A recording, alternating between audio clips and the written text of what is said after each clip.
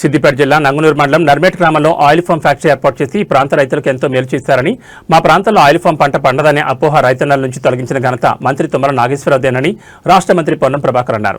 ఈ నెల 22న Narmetta oil palm factory ముఖ్యమంత్రి చేతుల మీదుగా ప్రారంభోత్సవం సందర్భంగా ఫ్యాక్టరీ పరిసరాలను పరిశీలించిన అనంతరం ఆయన విలేకరులతో మాట్లాడారు.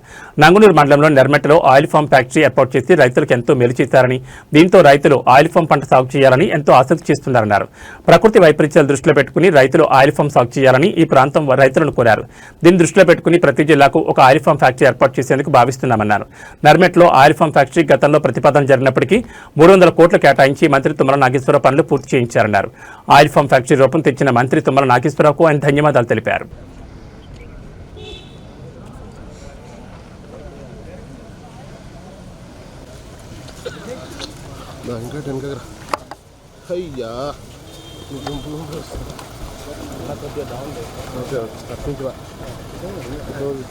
ఇదే దగ్గర ఉండాలి.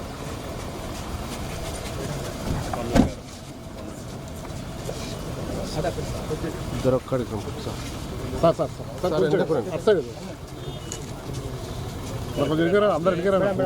మేడం మేడం ఓకే ఓకే కొంచెం side madam madam madam madam madam madam స్వామి ముందర మేడం మేడం మీరు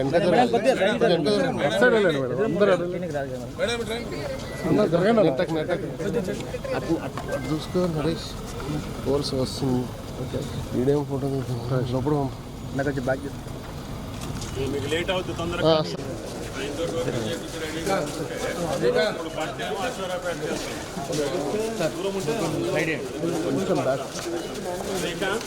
ఇదేంటో చెప్పు తొందరగా అమ్మా.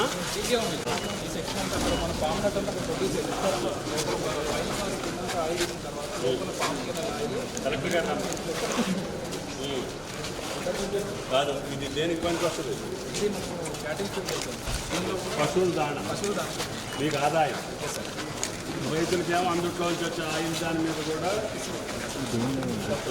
ఈ మధ్య నేను గుజరాత్కి వెళ్ళినప్పుడు అక్కడ పాల సేకరణ ఉద్యమము గురించి అక్కడ అమూల్ ఫ్యాక్టరీకి వెళ్ళి చూసినాను. నేను కూడా కోఆపరేటివ్ నుంచి ఉన్నా కాబట్టి చూసినప్పుడు అక్కడ పాల సేకరణ అనేటువంటిది ఒక గ్రామాల స్థాయి నుంచి చాలా కష్టంతో స్టార్ట్ అయితే ఇవాళ అమూల్ ఫ్యాక్టరీ యొక్క స్టేటస్ మీకు తెలుసు.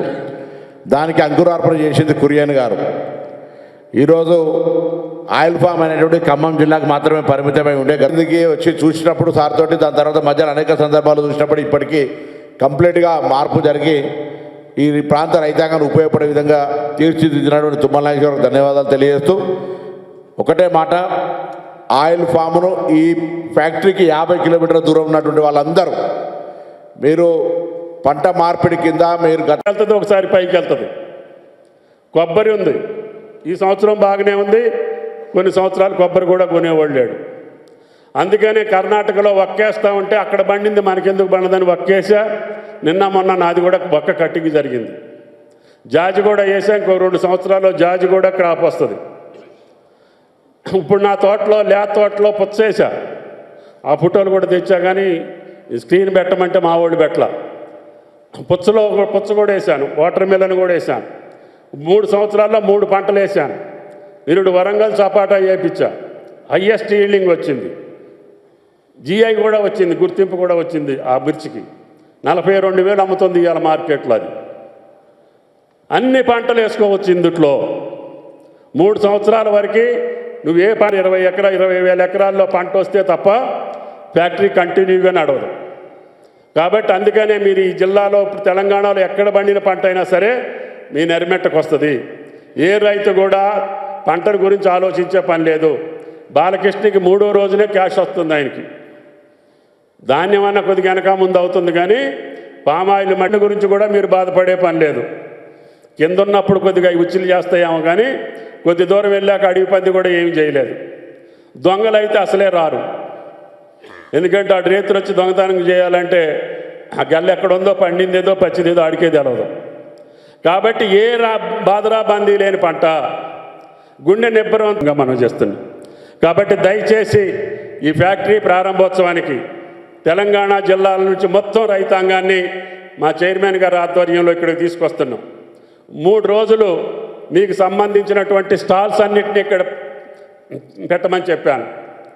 రైతాంగానికి కావాల్సిన మిషనరీ కానీ టెక్నాలజీ కానీ ఇతర ముఖ్యమంత్రి గారికి వేరే కార్యక్రమాలు ఉన్నాయి. అక్కడ ఆ రోజున పంచాంగ శ్రవణం ఉంటుంది, ఫిల్మ్ అవార్డ్స్ ఉంటాయి, మంచి ఉంటాయి, చెడ్డు ఉంటాయి. మళ్ళీ అర్జెంటుగా పోవటానికి వీలు అవ్వదని చెప్పి ఆదివారం అనుకున్నాము. ఇప్పుడు ముఖ్యమంత్రి గారు గద్వాల పోయారు. రాగానే కలెక్టర్ గారికి ఆ టైమింగ్స్ కూడా మీకు మీ ముందు ఉంచడం జరుగుతుంది.